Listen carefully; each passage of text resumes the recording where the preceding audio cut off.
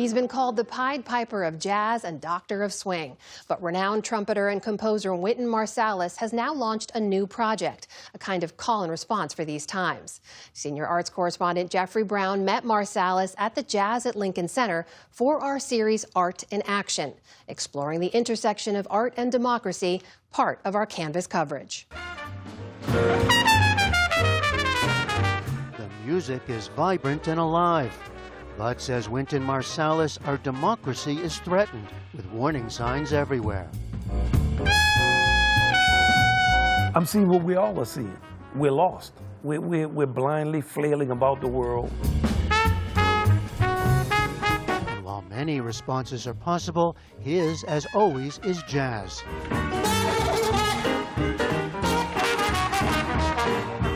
An art form of individual statements or improvisation, and collective swinging together.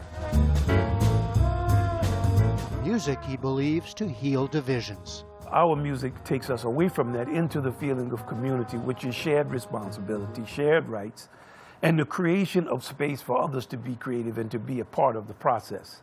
And it's just an assertion of who we are and a reassertion of the importance of freedom and of civic engagement by artists.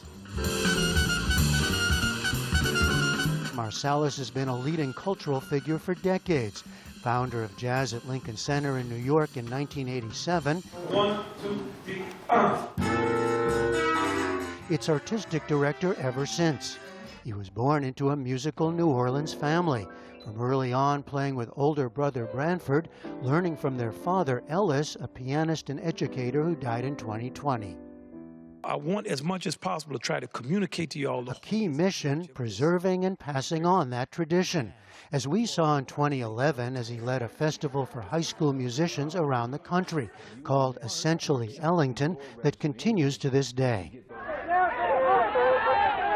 Marsalis was born and raised in the cauldron of the 1960s and, he says now, sees a nation in peril once again. We have very bad leadership, not just the president. All over, very bad leadership, terrible leadership that's easily corrupted. And we need to assert, those of us in the nation who believe in a plural America need to strongly assert it. We need to be figuring out a creative vision that brings us together.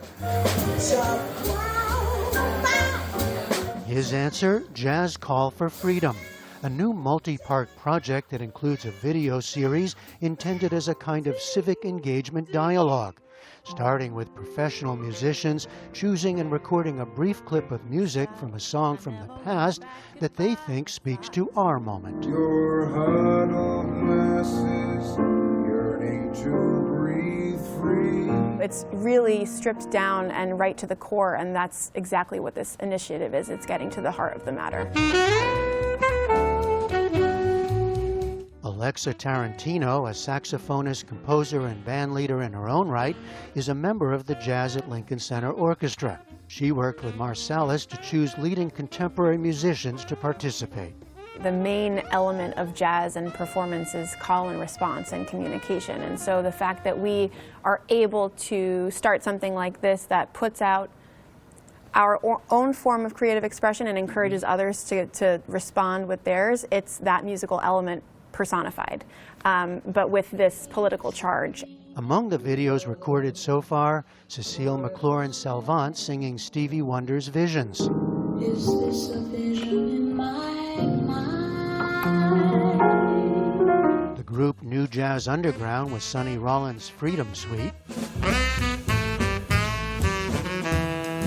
Students from Jazz at Lincoln Center's Jazz Academy performing America the Beautiful.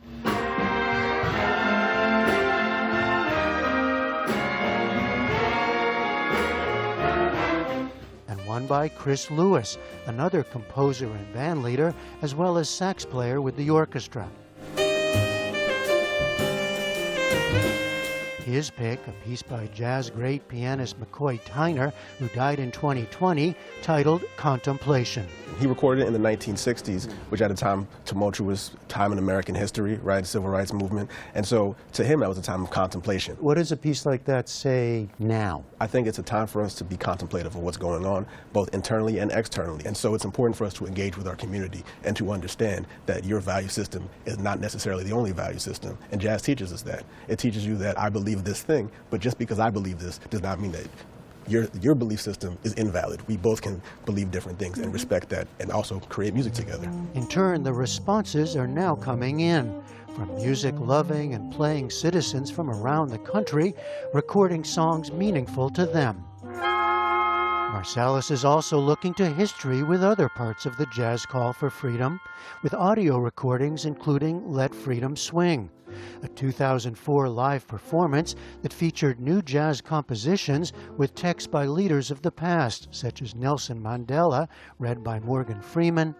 I cherish my own freedom dearly, but I care even more for your freedom. And Václav Havel, read by Alfre Woodard. That I stand behind what I do. What does it all add up to? If I'm looking at like a minute video of a piece of music, you know, Visions by Stevie Wonder or a piece by Sonny Rollins, McCoy Tyner, Duke Ellington, what does that actually do? I mean, does that change anything? Yeah, music is the art of the invisible. So yes, a song, you think of the freedom songs of the 60s. You think of the songs that we rely on today that have a consciousness.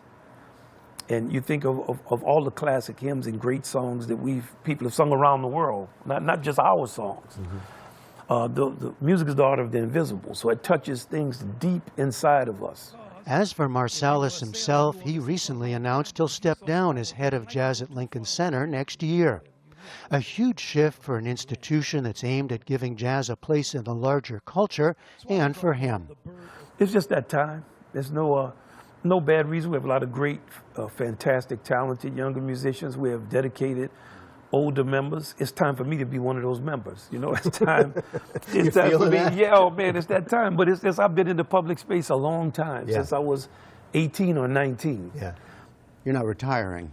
You know, musicians don't retire. You know, we always, and I will always be a part of the institution as needed. Mm-hmm. And of course, for the art form, I mean, it defines my life. My father was a jazz musician. I grew up in the culture of the music, mm-hmm. And there's no greater cause I could put any time to the service of than this fantastic music that's had so many great musicians. An art form, he insists, as urgent and necessary as ever. For the PBS News Hour, I'm Jeffrey Brown in New York.